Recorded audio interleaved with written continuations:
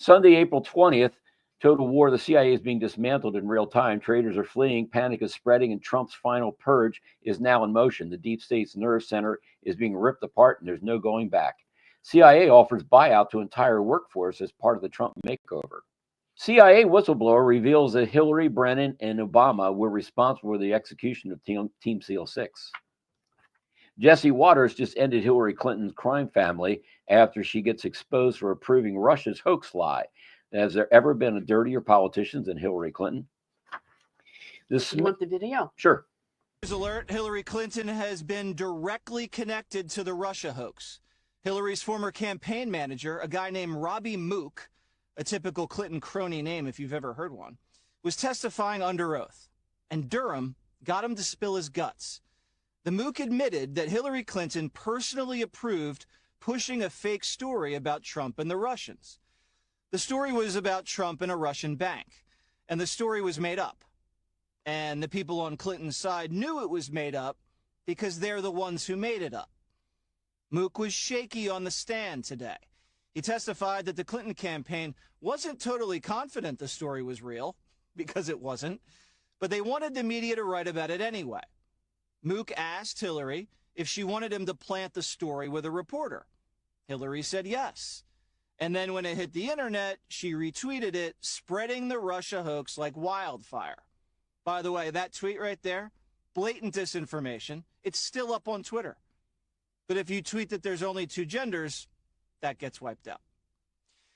And while all this was happening, Hillary was paying her lawyer, Michael Sussman, to trick the FBI into opening an investigation into Trump based off the same bogus claims. Has there ever been a dirtier politician than Hillary Clinton?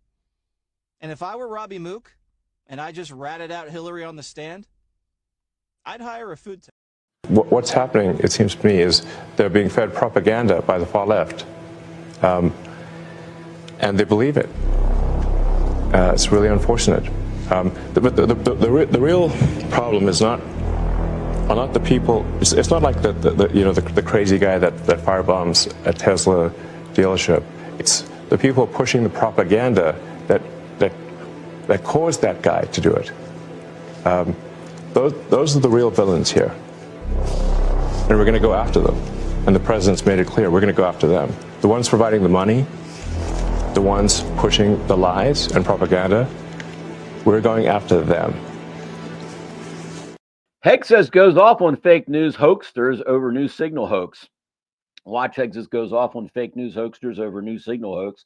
The Gateway pundit by Jordan Conradson.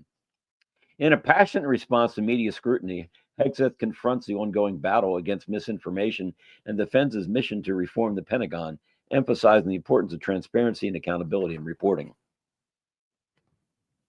I mean, I hear they're doing that whole thing again. Here we go again. Just a waste of time. He is doing a great job. Why do you still have confidence? Because he's doing a great job.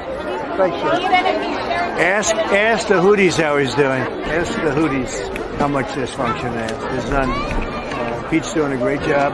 Everybody's happy with him. We have the highest recruitment numbers I think they've had in 28 years.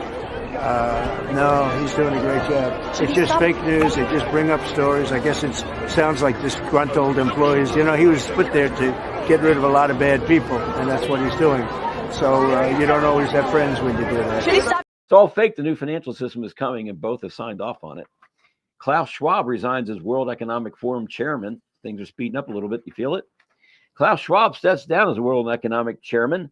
Klaus Schwab, founder of the World Economic Forum, has resigned with immediate effect from his position as chairman of the board of trustees. This decision follows his earlier announcement on April 3rd of stepping down once a successor was identified, indicating an unexpected acceleration of the transition. The World Economic Forum, which Schwab founded in 1971, is a pivotal entity in global economic discussions. World Economic founder and chairman Klaus Schwab resigns with immediate effect. Breaking news, 980 trillion of cabal money purged from banks unleashes global financial turmoil. Now, don't think this is going to be a big boon for you here, folks. If everybody had $100 million, how much would a hamburger cost? So you have to do things a little bit differently. If it's created out of thin air, it's not worth the paper's not even printed on. The 980 trillion cabal empire has been obliterated, ripping the foundations of global corruption apart.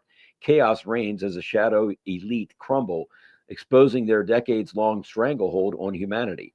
The revolution against tyranny starts right now. So, as far as the value is concerned, that basically when you reduce the interest rates, make credit more affordable, create a lot more currency, throw it into the market. That's one option. The other option is simply to default, which means you're counting on a paycheck and all of a sudden it doesn't happen. So would you rather have a paycheck that has far less purchasing power in it or have no paycheck at all? I think throughout history, we've seen that most economies choose to hyperinflate, and that's what we're going to be seeing here. American cities where house prices are crashing the fastest, including 4 Texas hotspots. The red hot housing market is starting to cool, and in some cities, prices are already dropping. That's because the availability of free credit, free money, is drying up. Now let's see whether or not the interest rates are actually lowered, which would send housing markets up to the stratosphere again, but there's only in nominal terms, not in real terms. House prices have soared almost 50% since the pandemic, but fears of recession tied to Trump's aggressive tariffs have put home buying on pause for many Americans. This drop in demand is hitting prices. In fact, 10 out of the 50 biggest cities saw prices decrease year on year, mostly in Texas and Florida, according to the latest data from Redfin.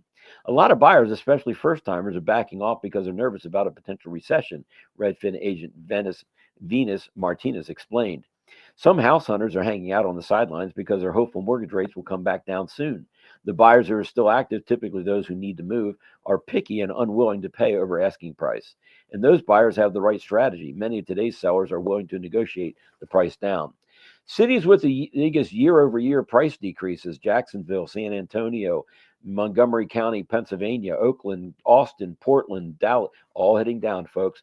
And as we see that the Keynesian economic model comes to a close, we turn back to sound money, you're going to see that everything is going to revert back to what the prices were about in the mid-1950s. That's why you want to be holding the dimes right now, because dimes cannot be inflated away from you.